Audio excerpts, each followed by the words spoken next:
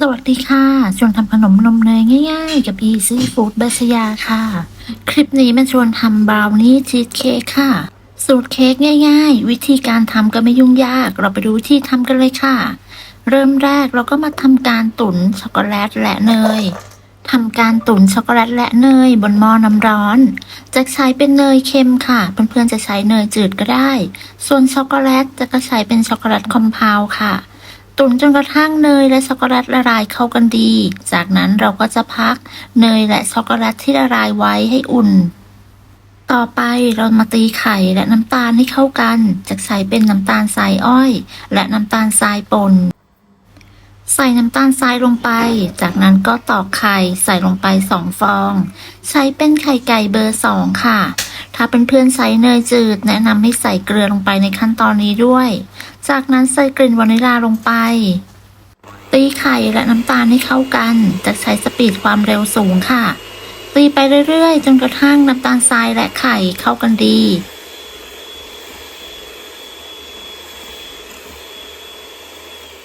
ตีจนเข้ากันดีแล้วก็หยุดเครื่องค่ะ แล้วก็ปาดชามผสม จากนั้นเทช็อกโกแลตที่เราละลายกับเนยไว้ใส่ลงไปค่ะ ช็อกโกแลตที่ใส่ลงไปจะมีความอุ่นแต่ไม่ร้อนจัดนะคะ ต่อไปเราก็จะตีส่วนผสมให้เข้ากัน โดยเปิดสปีดความเร็วกลางค่ะ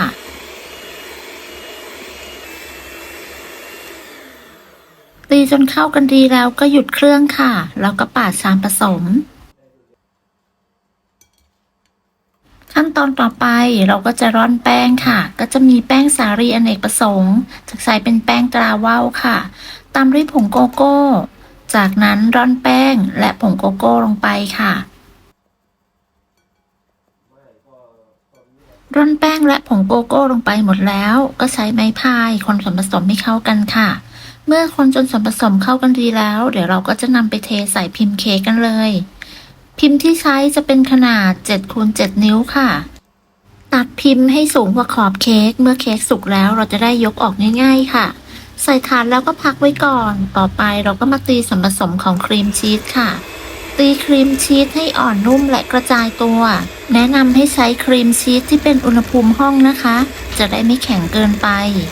ตีครีมชีสจนอ่อนนุ่มดีแล้ว เราก็จะหยุดเครื่องแล้วก็ปาดชามผสม ขั้นตอนต่อไปเราก็จะใส่น้ำตาลไอซิ่งค่ะ จากนั้นก็เปิดสปีดความเร็วสูง ตีครีมชีสและน้ำตาลไอซิ่งให้เข้ากันจนเป็นเนื้อเนียน จากนั้นก็หยุดเครื่องค่ะ แล้วก็ปาดชามผสม ต่อไปเราจะใส่ไข่ค่ะ ตอกไข่ไก่เบอร์2จำนวน1 ฟอง ใส่ลงไปในส่วนผสม ตามด้วยกลิ่นวานิลลาค่ะ จากนั้นเราก็จะตีส่วนผสมให้เข้ากันค่ะ ตีไม่นานค่ะ จะใช้ความเร็วกลาง ตีจนส่วนผสมเข้ากันดีค่ะ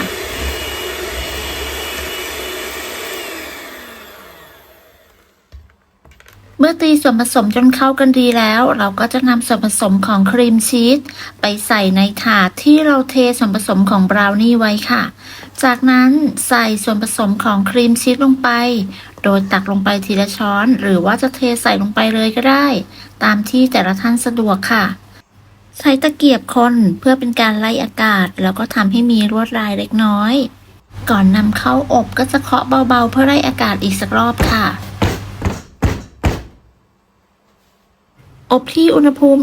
150 องศา ใช้ไฟบนล่างไม่เปิดพัดลม ใช้เวลาอยู่ที่ประมาณ40 นาที เมื่อเค้กสุกแล้วก็นำออกจากเตา พักไว้ให้เย็น จากนั้นก็นำไปแช่เย็นค่ะ แล้วก็นำออกมาตัดรับประทานได้เลยบราวนี่ชีสเค้กสูตรนี้เนื้อเค้กฉ่ำมากๆอร่อยค่ะ ได้ทั้งความอร่อยของชีสเค้กแล้วก็บราวนี่อร่อยลงตัวมากๆถ้าเพื่อนๆชอบบราวนี่หรือชีสเค้กก็ลองทำสูตรนี้กันดูนะคะ คลิปหน้าจะเป็นอะไรอย่าลืมกดติดตามกันไว้นะคะสำหรับคลิปนี้ต้องลาไปก่อนพบกันใหม่ในคลิปหน้าค่ะสวัสดีค่ะ